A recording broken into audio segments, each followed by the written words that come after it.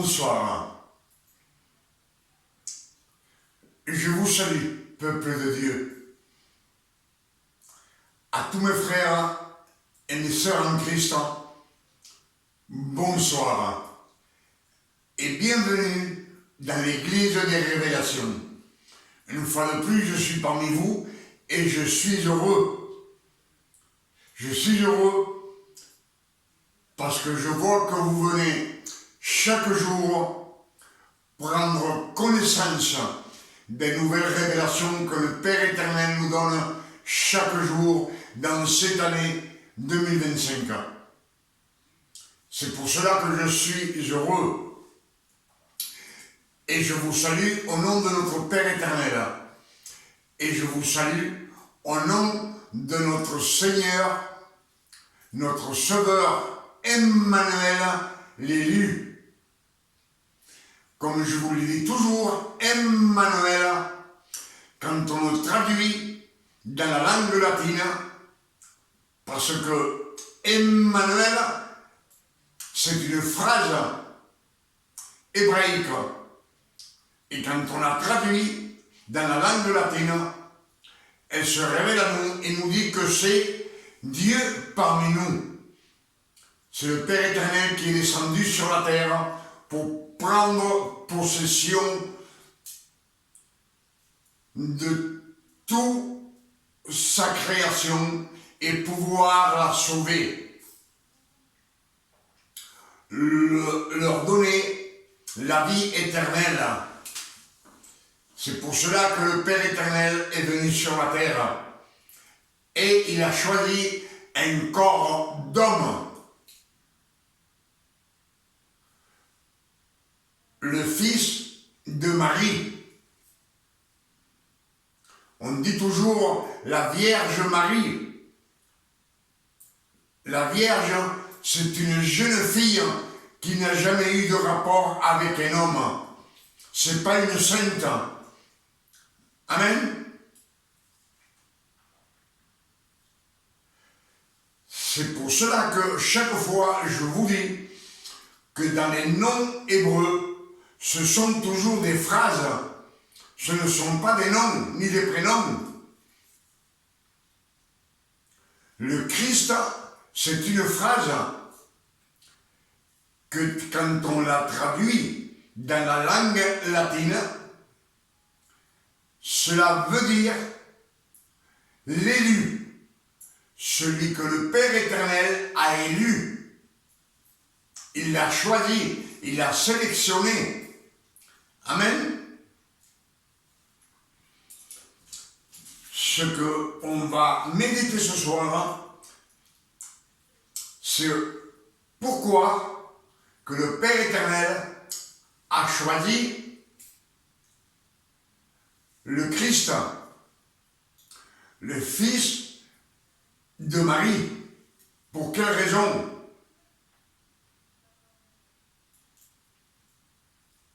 Si le Père éternel a choisi Joseph et Marie, c'est parce que ce sont de la descendance du roi David. Joseph est de la descendance du roi David. Et Marie est de la descendance d'une femme du roi Salomon. C'est sa descendance. C'est pour cela qu'elle a été choisie entre toutes les femmes. Amen.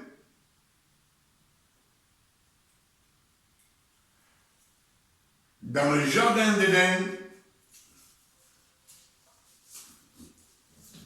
dans Genèse 2, verset 6, Dieu dit à l'homme, tu pourras manger de tous les arbres du jardin, mais de l'arbre qui est au milieu du jardin, de ce fruit tu n'en mangeras point.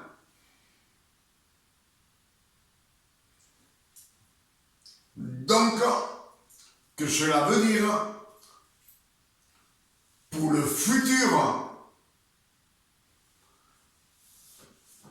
Et Genèse 2, verset 6, Dieu dit à l'homme, tu pourras.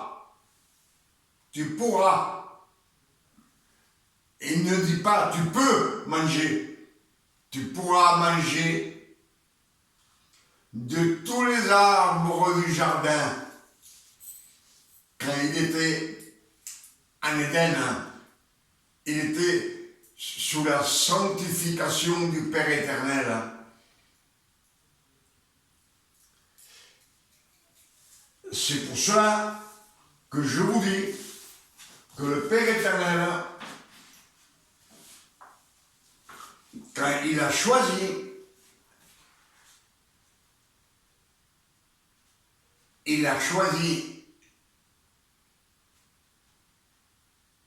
un homme de chair et de sang qui doit naître 4000 ans plus tard dans le futur.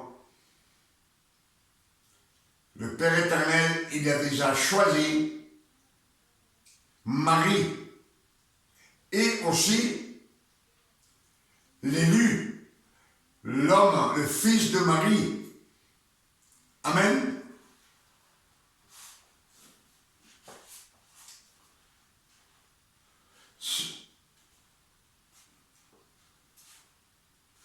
C'est pour cela que Ésaïe 49, verset 1 nous dit, le Christ, l'élu, celui qui parle,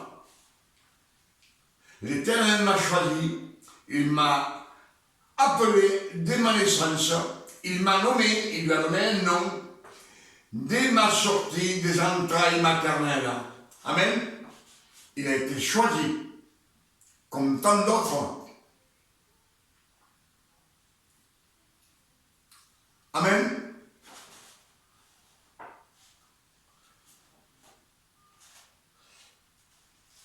Il a été choisi.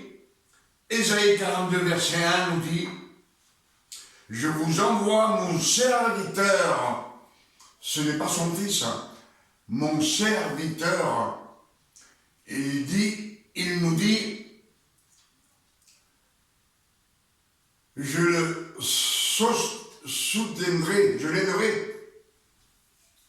En lui, j'ai mis mon esprit.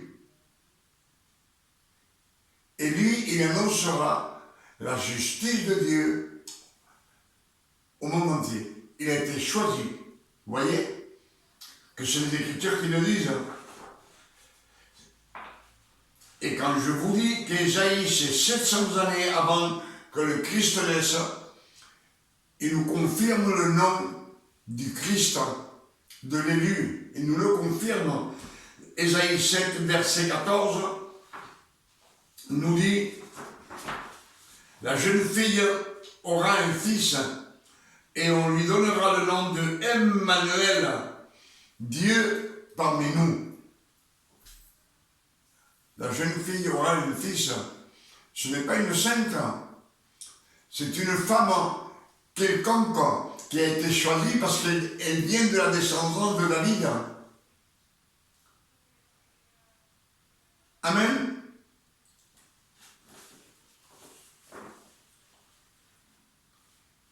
C'est pour cela que Matthieu 1, verset 23, dit, l'ange Gabriel apparaît à la Vierge Marie, et il lui dit à la Vierge, tu auras un fils, et tu lui donneras le nom de Emmanuel, Dieu parmi nous.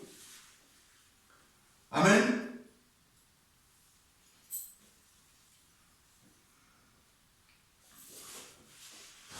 Tous ces petits versets que nous sommes en train de lire,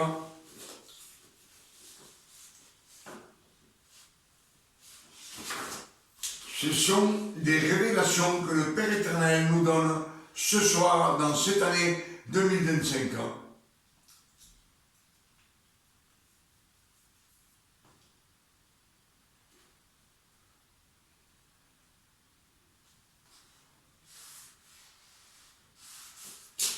Eh oui.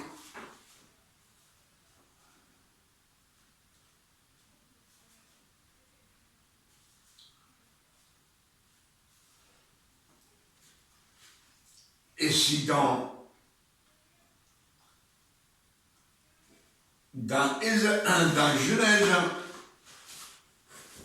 Genèse, il nous dit il dit à l'homme, tu peux manger de tous les fruits qu'il y a au jardin, mais de l'arbre du fruit qu'il y a au milieu du jardin, tu ne mangeras pas. C'est-à-dire qu'on peut faire ce qu'on veut, mais en restant dans la sanctification, pas dans le péché.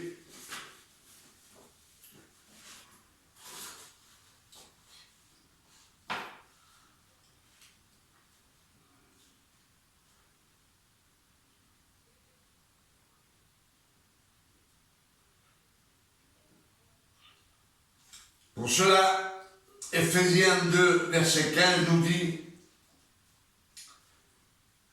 c'est Paul qui parle, ayant par sa chair anéanti.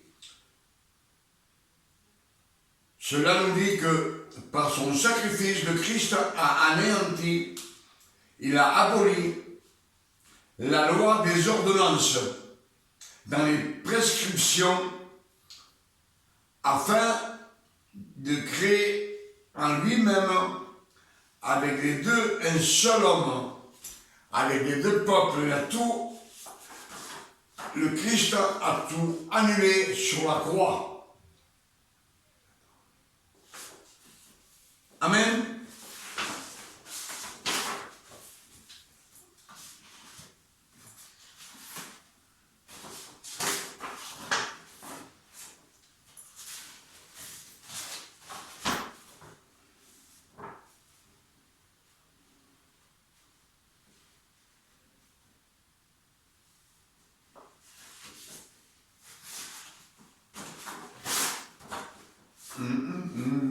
Beaucoup de notes.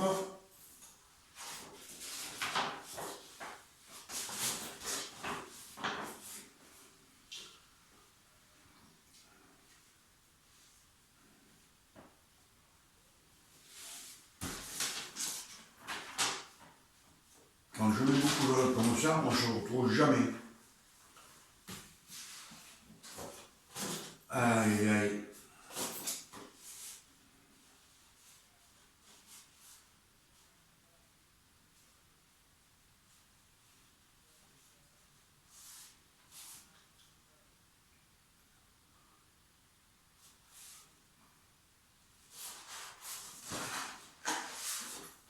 Mais oui.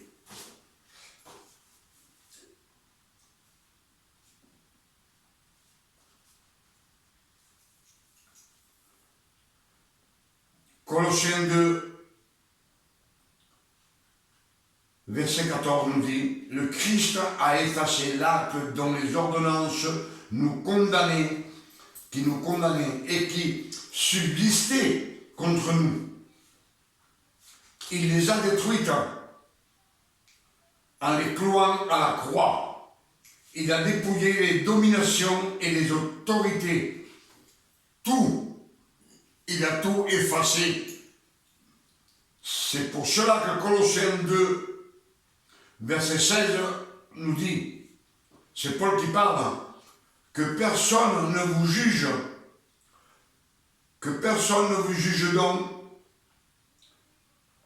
au sujet du manger ou du boire, de ce qu'on mange, de ce qu'on boit.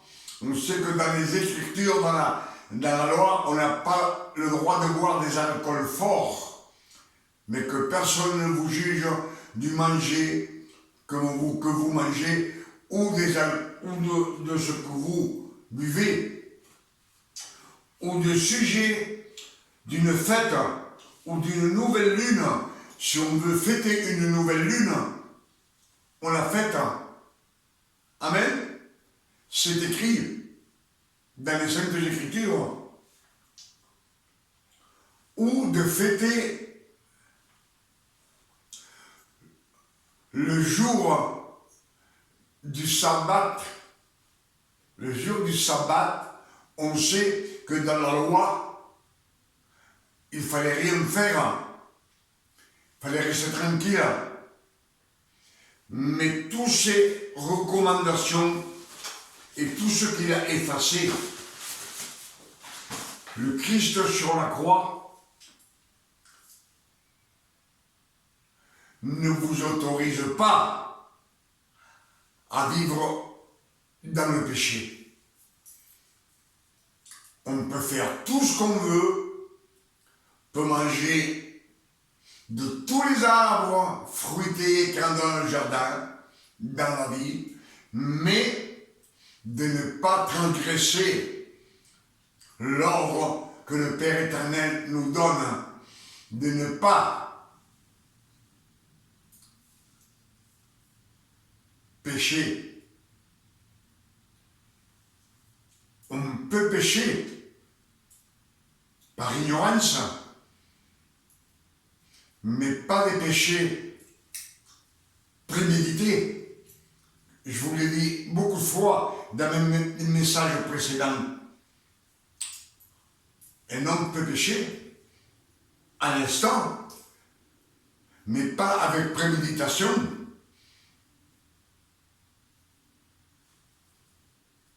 Amen.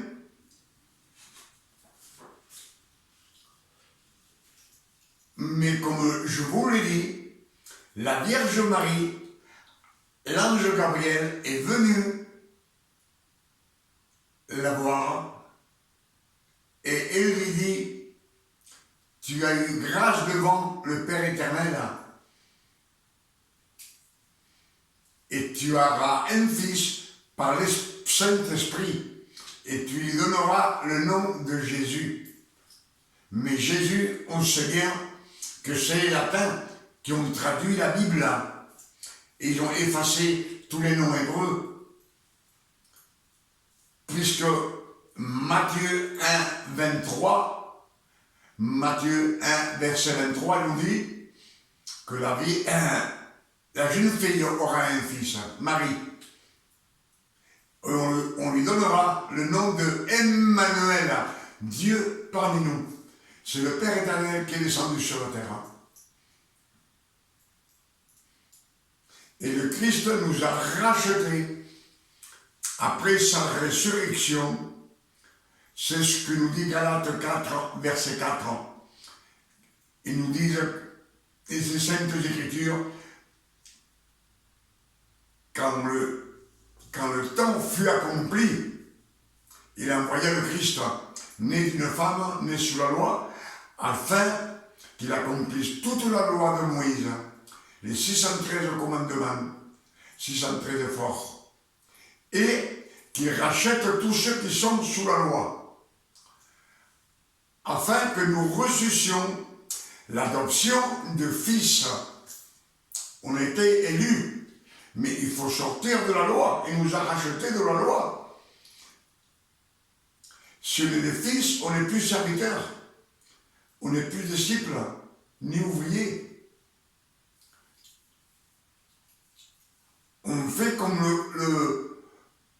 le Fils de Dieu, il prêche les nouvelles révélations au monde entier, afin que tout le monde marche dans la vérité, dans la lumière. Amen. Galates 5, verset 1, nous dit, le Christ nous a donné la liberté. Il nous a donné la liberté. Il nous a affranchis de la loi. Il nous a affranchis, ça veut dire qu'il nous a rachetés de la loi. Avec ses souffrances, avec ses douleurs, les peines qu'il a souffert. Et il nous dit maintenant, soyez forts et ne vous laissez plus mettre sous le yugue de la servitude, d'être un serviteur. Je le répète souvent, cette phrase, mais, comme je vous l'ai dit, même Luc, je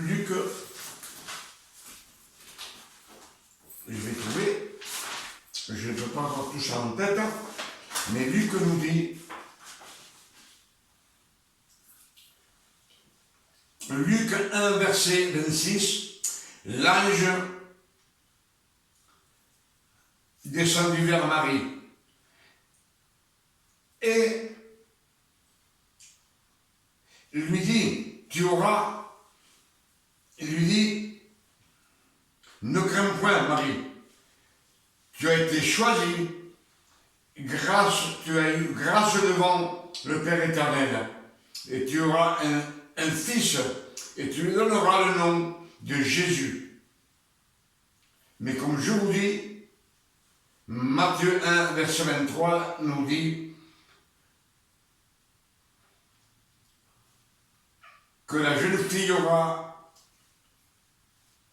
un fils et on lui donnera le nom de Emmanuel, Dieu parmi nous. Amen. Si la Vierge, comme on dit la Vierge Marie, a été choisie, c'est parce qu'elle est de la descendance du roi Salomon, une des femmes du roi Salomon. Et Joseph est aussi descendant du roi Salomon, mais du roi David. Amen.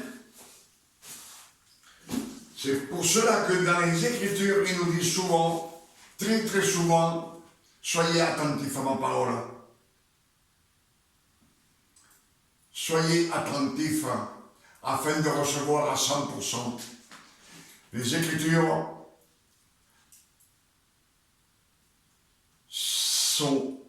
ils ont été écrites par la main de l'homme, mais inspirés par le Saint-Esprit. Et Dieu, dans sa miséricorde, il a caché la vérité, les trésors qu'il a cachés dans la Bible, pour nous les révéler à ses fils, à ceux qui sont sortis de la loi, qui ont jeté la loi, ceux qui ne mélangent pas la loi et la grâce.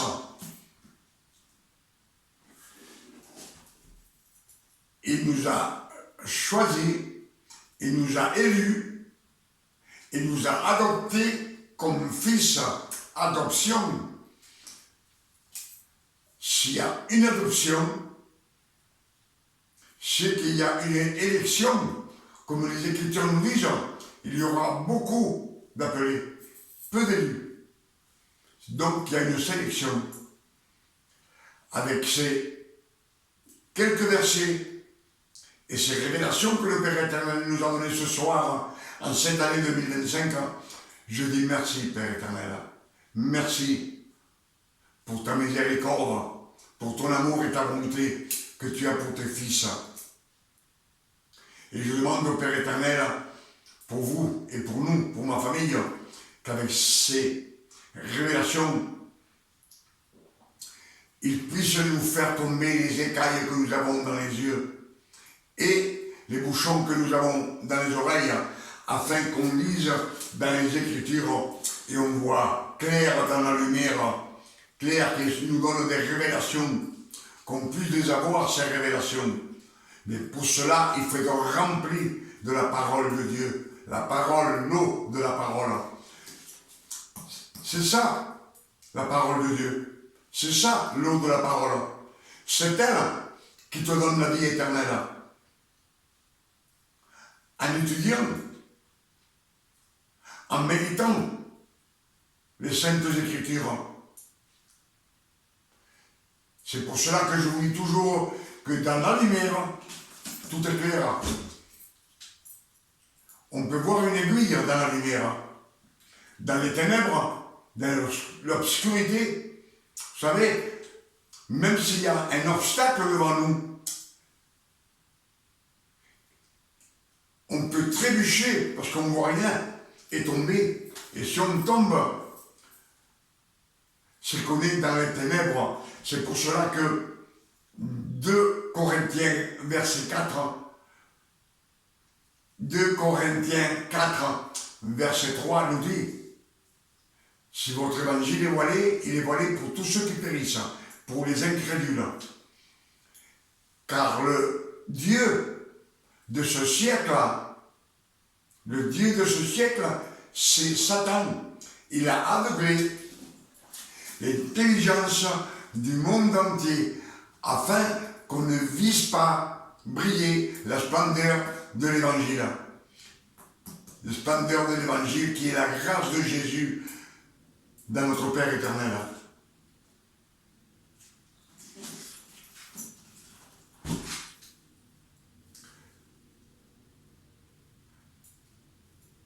Pour toutes ces révélations qu'on a reçues ce soir, en cette année 2025, je dis merci Père éternel. Merci beaucoup. Merci.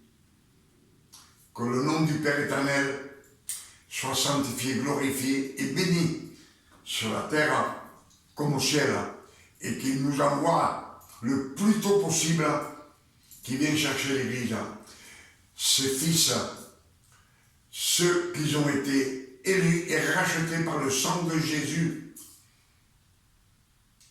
élus, adoptés comme fils.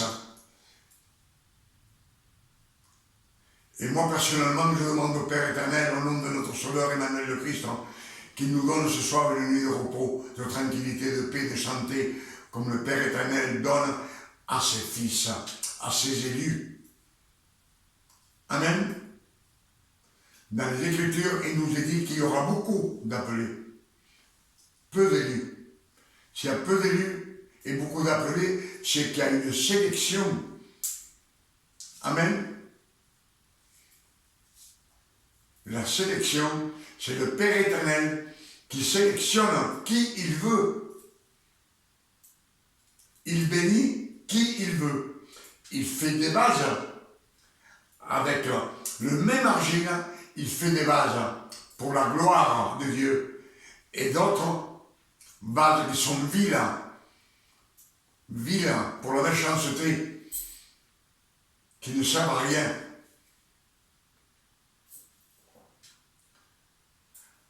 À demain, si le Père éternel nous le permet. Que Dieu vous garde et vous bénisse, et qu'il vous donne vos coups de révélation, et qu'il vous fasse tomber les écailles qu'on a dans les yeux, et les bouchons dans les oreilles, afin qu'on y voit les révélations, comme nous dit Jean 8, verset 12. Je suis la lumière du monde. Celui qui me suit ne marchera jamais dans les ténèbres, mais il aura la lumière de la vie. La lumière de la vie, c'est le Père éternel. Et la lumière de la vie, ce sont les Écritures qui nous donnent la lumière de la vie. Amen.